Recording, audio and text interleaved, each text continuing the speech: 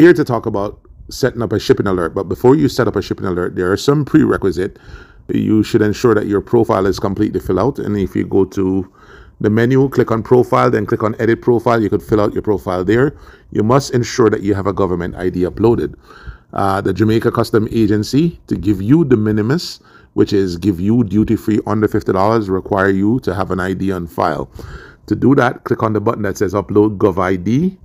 Once you click on that, then you pretty much just select an ID, and we're going to go here. That's my government ID.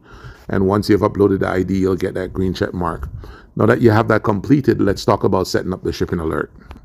This process is way fast, quick and easy, but for the purpose of this video, I'm going to go very slow, and I'm going to demonstrate what you do in certain scenarios.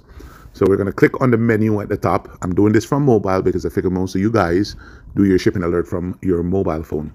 We're going to choose the third option that says shipping alert setup. Let's go ahead and click on that. And so now it opens the shipping alert setup. We're going to go ahead and fill out the shipping alert setup. First, it asks for a retailer name, and let's just say I bought some stuff from eBay.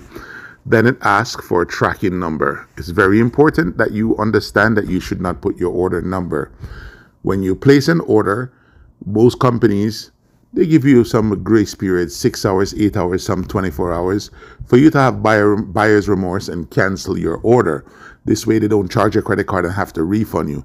After about 24 hours, most company, Amazon and the likes, generally ship your package. Don't wait for them to send you an email to tell you that the item was shipped. Just go back, check in your Amazon profile, grab the tracking number. For purpose of demonstration, we're going to make this 1, 2, 3, 4, 5, 6, 7, 8, 9. Again, ensure that you're not putting the order number, you're putting a live tracking number. Estimated shipping date. We're doing this video on October 31st, 2022. If your item already got to our warehouse and you're doing the shipping alert after, you'll have to select today's date. You cannot go back in the past. You're doing an alert. Estimated weight. I'm just going to put 1 pound. So after you've done that, the dimensions is the only thing that you can skip. After you've entered all that detail, then the next thing that you do is attach your invoice. Everything goes incrementally, step by step. So now we're going to click on the upload invoice. And it says to select a file. We're going to click to select a file. Let's just say we're going to upload this invoice, package number 1, invoice number 1. But let's say in this scenario, I placed 2 orders on Amazon in the same day. And let's just say Amazon probably throw the 2 orders in one box, and I have multiple invoice. I can upload up to 5 invoice for one package. If you just have a single invoice for your single package, then you just click done. In this case, we're going to upload a second invoice. So we're going to go ahead and click on select file at the top. And for demonstration, we're going to upload a second invoice, right? So we're package number 1, invoice number 2. So now I have 2 invoices upload. Just so you know, a good invoice entails all the itemized with the price, the total at the bottom, inclusive of taxes and shipping if applicable. So please don't send us like, let's say for those folks, let's say in New York, who's sending something to Jamaica and go to the post office and mail it to us. Please don't send us a copy of the post office receipt. That's not your invoice. The invoice is a receipt for the items in the package. All right, so now we're going to go ahead and click done. We upload in the package a hat, separated by comma, shirt, separated by comma, shoes. And we need to choose a category for that. So we're going to click on category, get the drop down, and we're going to say clothes and accessory. Click continue.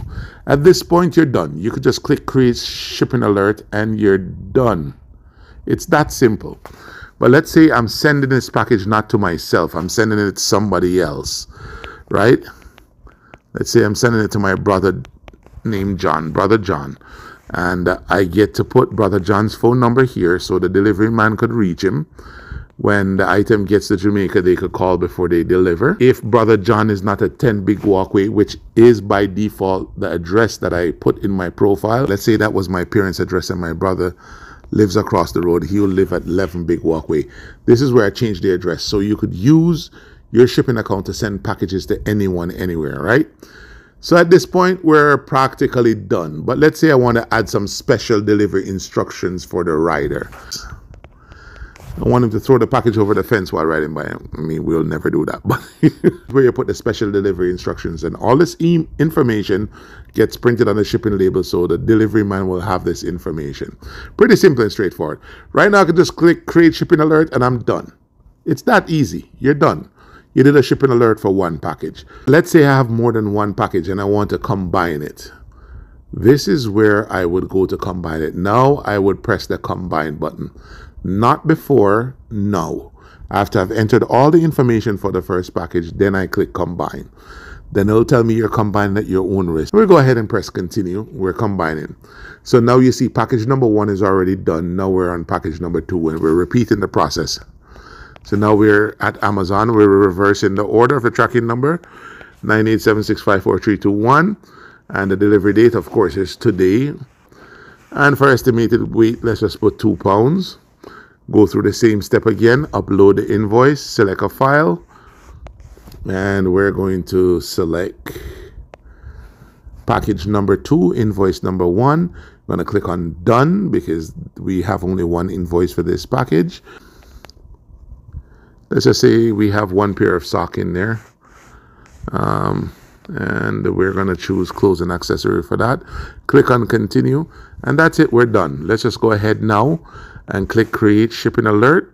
Now note the button is bright blue and lit up.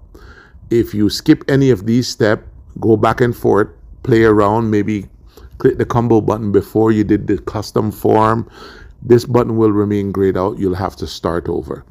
All right, so it's that simple. Now, if you want to ensure that the shipping alert was created properly, you simply go to your shipping history.